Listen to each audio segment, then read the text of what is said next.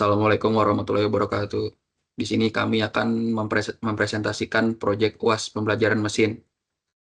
Dengan saya di sini, Gairah Kasiwi dengan NIM 2022-31060, Dan saya Andika Surya Saputra dengan NIM 2022-31050.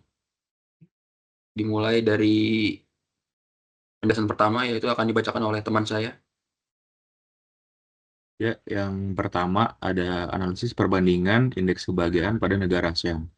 Penelitian ini menganalisis data kebahagiaan di negara-negara ASEAN menggunakan metode Cummins clustering untuk mengidentifikasi pola-pola kebahagiaan dan memberikan wawasan bagi pemerintah dan pemangku kepentingan dalam merancang kebijakan yang lebih efektif untuk meningkatkan kesejahteraan masyarakat.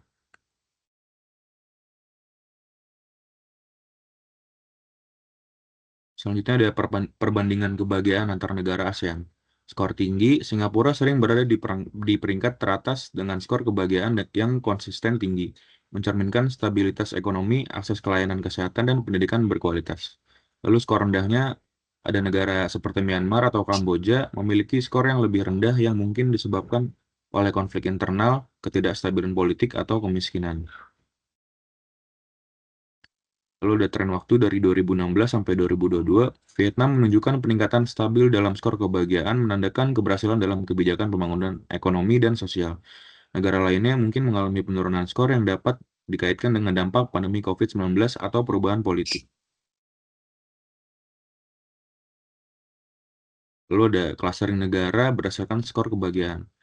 Klaster tinggi seperti Singapura dan Malaysia dengan skor tinggi. Lalu ada klaster menengah seperti Filipina dan Myanmar dengan skor menengah atau rendah.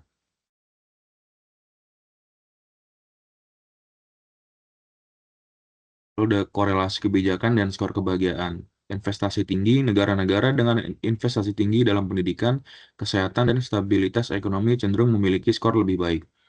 Panduan kebijakan, insight ini dapat menjadi panduan bagi pembuat kebijakan di negara-negara dengan skor lebih rendah untuk memprioritaskan sektor-sektor yang mempengaruhi kebahagiaan masyarakat. Peluang kerjasama regional ASEAN. Satu, ada berbagi praktik terbaik. Negara-negara dengan skor kebahagiaan tinggi dapat berbagi praktik terbaik mereka. Dua, ada belajar dari pengalaman. Negara-negara dengan skor lebih rendah dapat belajar dari pengalaman tersebut. Dampak dan implikasi.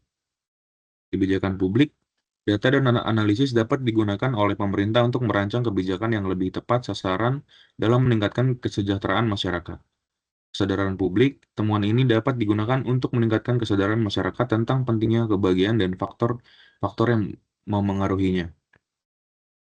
Selanjutnya akan dibacakan oleh rekan saya. Yaitu ya, baik. Selanjutnya itu ada implikasi bagi pihak terkait, yaitu yang pertama ada pemerintah, yaitu penentuan prioritas pembangunan berdasarkan kelompok negara. Yang kedua yaitu ada pembuat kebijakan, itu untuk perancangan kebijakan yang tepat sasaran. Yang ketiga ada organisasi internasional, yaitu untuk mendukung kolaborasi regional. Selanjutnya ada manfaat penelitian, itu yang pertama ada keputusan berbasis data, yaitu data yang valid dan terstruktur dapat membantu pengambil kebijakan membuat keputusan yang lebih baik. Selanjutnya itu ada pola kebahagiaan, yaitu penelitian ini membantu mengidentifikasi pola-pola kebahagiaan di negara-negara ASEAN. Selanjutnya ada kolaborasi antar negara, yaitu ada temuan ini dapat menjadi landasan untuk kolaborasi antar negara-negara ASEAN. Kesimpulan itu, penelitian ini menunjukkan bahwa kebahagiaan adalah indikator penting dalam mengukur kualitas hidup masyarakat dan memetakan keberhasilan suatu negara dalam memberikan kesejahteraan bagi warganya. Melalui analisis indeks kebahagiaan di negara-negara ASEAN dengan metode Cummins clustering, ditemukan bahwa negara-negara dapat dikelompokkan berdasarkan kesamaan karakteristik kebahagiaan. Penelitian ini diharapkan dapat menjadi langkah awal untuk mendorong pembangunan yang lebih inklusif dan berkelanjutan di kawasan ASEAN. Ya, selanjutnya itu di bagian source code. Yang pertama itu kita harus mengimport library yang akan kita gunakan. Terus yang kedua itu untuk menampilkan isi datasetnya, itu hasilnya seperti ini. Yang ketiga itu ada daftar negara ASEAN yang dikelompokkan pada source code ini. Yang keempat tuh ada filter data untuk negara ASEAN. Yang kelima itu ada filter kolom terkait skor kebahagiaan. Terus yang keenam tuh ada transport data untuk menganalisis tren waktu. Yang ketujuh itu ada untuk mengubah nama kolom year untuk menyederhanakan. Selanjutnya ada standarisasi data. Di sini seperti ini dari tahun 2020 sampai 2022. Yang kesembilan tuh ada pisahkan data latih dan data uji.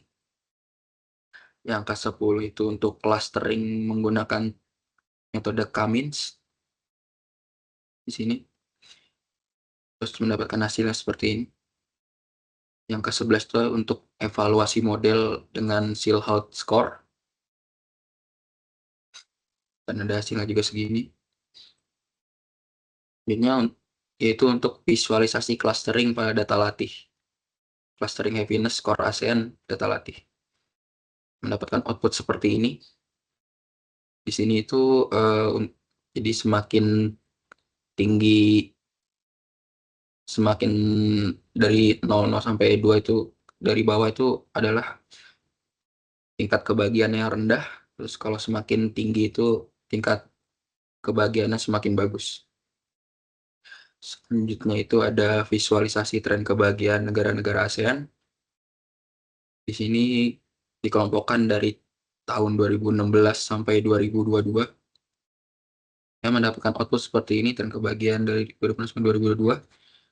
Yaitu dari skor 2016 sampai 2022 itu yang pertama itu ya, dari yang paling tinggi itu skor kebahagiaan yaitu Singapura.